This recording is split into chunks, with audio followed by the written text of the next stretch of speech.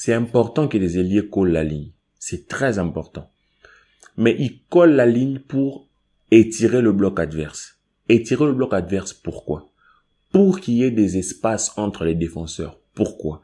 Pour que les milieux de terrain et les latéraux puissent s'y insérer. Salut les gars, j'espère que vous allez bien, les fans du FC Barcelone qui galèrent, qui souffrent en ce moment. Alors j'espère que vous avez le temps de digérer cette défaite parce que moi j'ai eu le temps, j'ai vraiment pris le temps d'y réfléchir. J'ai pas voulu vous sortir une vidéo juste comme ça pour vous dire voilà on a perdu. Je voulais vraiment y réfléchir et essayer de vous dire le fruit en fait de mes réflexions. Mais d'un autre côté c'est vrai aussi, ma caméra n'a pas pu gérer, j'étais vraiment down, j'avais plus de charge donc j'étais obligé d'attendre. Et en attendant, je vous ai préparé une petite vidéo qui sortira peut-être demain, je pense demain dans la soirée, sinon lundi. Restez branchés et j'espère que vous kifferez la vidéo. Elle sera longue, je vous préviens, elle sera très longue, mais on a vraiment essayé, j'ai essayé de faire le tour de l'actualité et de vous parler des choses qui concernent à peu près l'actualité du football en ce moment et ce qui se passe un peu au Barça et tout autour, d'accord? Alors, pour revenir à ce match, je vais vraiment essayer de faire court parce que je pense que vous êtes peut-être blasés, peut-être que vous avez suivi des débriefs ailleurs. Mais moi, je me pose la question de savoir qu'est-ce qui ne va pas dans le Barça de Xavi, en fait. Parce que certes, on s'attendait pas à ce qu'il y ait des miracles, mais on doit se poser la question, actuellement, en ce moment, avec ce que le Barça propose, qu'est-ce qui ne va pas? Qu'est-ce qui manque? Je ne sais pas quand vous avez regardé le match pour ceux qui l'ont suivi. Est-ce que vous avez pu repérer, en fait, la chose ou les choses qui manquent?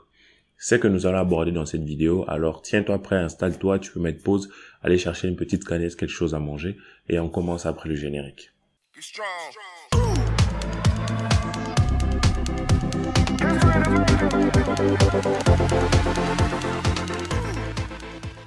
Alors, petite question, est-ce que vous avez remarqué, est-ce que vous avez trouvé depuis la fin du match, qu'est-ce qui cloche dans ce Barça-là?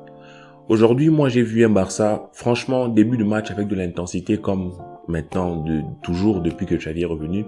De l'intensité, de l'intention. J'ai vu un bon Coutinho en début de match, en tout cas, qui avait de l'intention, de l'envie, qui créait, qui faisait des dribbles, qui faisait des choses qui laissaient croire que voilà, ça allait aller en s'améliorant. Il y a eu du jeu, tout ça. Puis autour de la 25e minute, on a un temps faible. Ça arrive.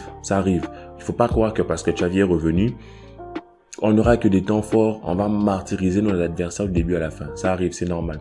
Maintenant, le principal problème, je pense, avec ce FC Barcelone, on va y aller franco, c'est que lorsqu'on a des temps forts, on ne marque pas. Alors, dire ça comme ça, on peut dire oui, ça on le sait. Maintenant, derrière cette évidence, cette proposition, il y a quelque chose. On ne marque pas, pourquoi? C'est le problème.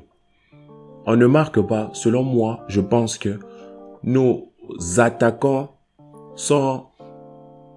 ne sont pas assez tueurs. Je trouve que nos attaquants ne pèsent pas assez sur la défense adverse. Abdé qui commence le match a été très bon dans ses débordements, mais je l'ai vu plus déborder qu'aller attaquer, comme on dit au basket, attaquer le cercle, qu'aller attaquer le gardien, vous voyez.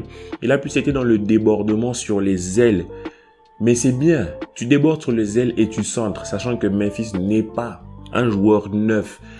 Même s'il joue neuf, il ne pèse pas sur les défenses. Memphis, c'est pas un joueur qui va sauter, aller mettre une tête ou qui va venir gêner les ce n'est pas un Lewandowski qui sent les coups, non. Donc moi, je pense que dans ce Barça-là, quand les latéraux débordent en fait, quand les ailiers débordent, j'ai trouvé qu'aujourd'hui, il n'y a pas eu assez de dédoublement. Surtout côté Coutinho, Alba, il y a des dédoublements, mais après ces dédoublements centre. Alba fait des centres. Frère, il y a un pied devant toi, tu centres pourquoi?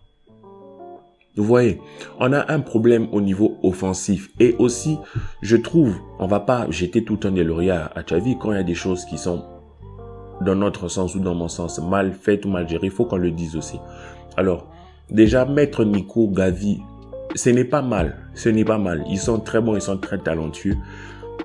Mais je trouve qu'aujourd'hui, leur match respectif n'a pas été extraordinaire. Moi, j'aurais préféré mettre des valeurs sûres, comme je vous l'ai montré dans mon 11 précédemment, des joueurs comme Busquets, mettre un De Jong et mettre un jeune, parce que forcément on n'a pas le choix. Ce sont des joueurs sur qui on aurait pu contrer la sortie de balle de Jong aurait pu nous aider dans ce match-là. Mais je me dis peut-être il a préservé De Jong pour le Bayern, je ne sais pas. Peut-être De Jong avait une gêne, je ne sais pas. Mais malgré tout ça, je continue de penser que même avec ces jeunes-là, en fait, il y avait des moments où on avait vraiment des temps forts. On les étouffait, en fait, quand on avait nos temps forts. Mais on marque pas. Parce qu'on manque de présence là où il faut que les attaquants soient. C'est important que les ailiers collent la ligne. C'est très important. Mais ils collent la ligne pour étirer le bloc adverse. Étirer le bloc adverse, pourquoi? Pour qu'il y ait des espaces entre les défenseurs. Pourquoi? Pour que les milieux de terrain et les latéraux puissent s'y insérer. C'est le but. Et je n'ai pas vu ça aujourd'hui. Je n'ai pas vu ça. J'ai vu un Coutinho qui a collé quand même la ligne. J'ai vu un Abdelaziz qui colle la ligne. Mais entre les deux, il n'y a pas eu ces appels de balles là. Mais il faut aussi saluer le travail énorme de Marc Bartra. Depuis qu'il a quitté le Barça, il a mûri énormément. C'est juste incroyable ce qu'il est en train de faire. Ce qu'il réussit à faire en fait. Et je suis content pour lui, il a mûri. Mais c'est triste pour nous parce qu'il nous a posé des problèmes et on n'a pas eu cet attaquant-là capable d'aller mettre en danger réellement les défenseurs. On a étiré le bloc.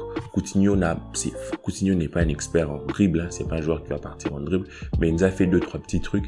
Mais il nous a manqué le plus important, être dans la boîte. Il nous a manqué que ces attaquants-là tirent, frappent. Regardez quand Dembélé entre. Si vous avez remarqué, à chaque fois que Dembélé entre, quand Busquets a le ballon, il lui donne toujours la balle. Parce qu'il sait que c'est un joueur qui va aller provoquer. Et Dembélé ne va pas aller provoquer dans la largeur tout simplement. Il va provoquer dans la largeur. Il va chercher à entrer dans la boîte. Il faut entrer dans la boîte. Et en plus de ça, il faut frapper les gars. Quand je pense à Messi, Messi était chirurgical. Messi avait le ballon, mais il l'a placé là où il voulait. Mais puisque Messi n'est plus là, je vous avais dit, moi, dans une précédente vidéo, qu'on devra compter sur un milieu de terrain qui apporte offensivement. Comment les milieux de terrain peuvent apporter offensivement? Seulement avec des coups de tête? Non. Non. Aujourd'hui, Xavi n'a peut-être pas...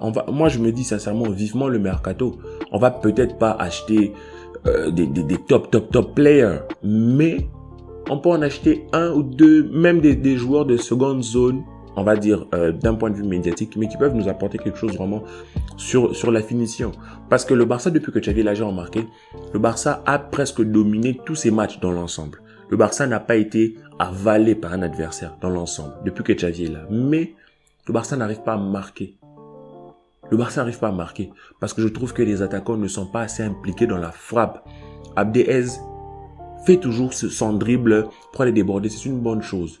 Mais déborder à la fin pour centrer. Centrer pour qui? Vous voyez? Les milieux de terrain ne se sont pas proposés assez. Quand Gavi sort, il y a Ricky. Et même quand Gavi était là, c'est pas un joueur qui va les mettre une tête. Donc, il y a énormément de choses offensivement qui ne vont pas.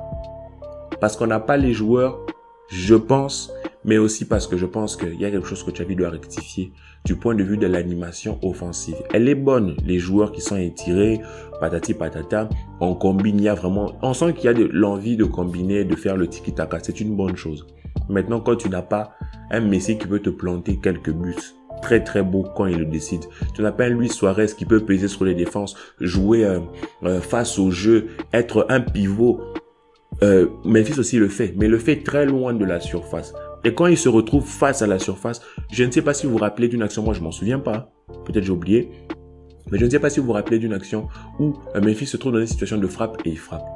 Parce que les défenseurs ont été très resserrés. Une fois que les défenseurs sont resserrés, il y a sûrement de l'espace à côté. Quand les latéraux prennent ces espaces-là, il faut que les milieux montent, se proposent. C'est ça qu'on a essayé de faire dans les dernières minutes. Or, dans les dernières minutes, le problème avec ce genre de jeu, c'est que tu t'exposes défensivement. On s'est exposé, on s'est mangé une contre-attaque. On a perdu ce match. Et ce scénario, moi je le vis, je le vois depuis l'année passée. Depuis Coman en fait, depuis que Messi est parti en fait. Même pas depuis que Messi, même quand Messi était là. Un scénario où vous avez des opportunités, vous marquez pas, et le football vous punit. Donc, moi je pense que Xavi doit résoudre ce problème tactiquement, et aussi on doit un peu être patient pour qu'il ait l'effectif et les joueurs suffisamment mûrs. Parce que le dernier but, franchement, je ne sais même pas dire si c'était un mauvais positionnement, tout ça. Non, c'est vraiment que on n'a juste pas marqué. Parce que vous marquez un but, 2 buts lorsque vous avez vos temps forts. En fait, dans la tête des joueurs de Betis Séville, ils n'ont plus la même volonté d'aller chercher à mettre ce but-là. Maintenant, ils sont sur leur 5e match leur 5e victoire consécutive. Je me demande comment on fait contre le Bayern. Parce que contre le Bayern, on aura des opportunités, on aura des occasions. Mais si on n'arrive pas à les mettre, c'est un gros problème. On peut dominer le match de bout en bout. Le football, tu peux attraper ton adversaire comme ça, tu l'égorges de bout en bout. Puis tu ne marques pas. Et que lui, sur une action rocambolesque, il arrive à mettre un but. Il gagne, il a les 3 points. Alors voilà, reste branché. Je balance une vidéo dimanche soir ou lundi matin pour faire le tour de l'actualité. Et avant de sortir l'avant-match pour notre déplacement, le déplacement de la mort, le déplacement de toutes les peurs. Notre saut vers l'inconnu. Alors, porte-toi bien et on se revoit plus tard. Ciao.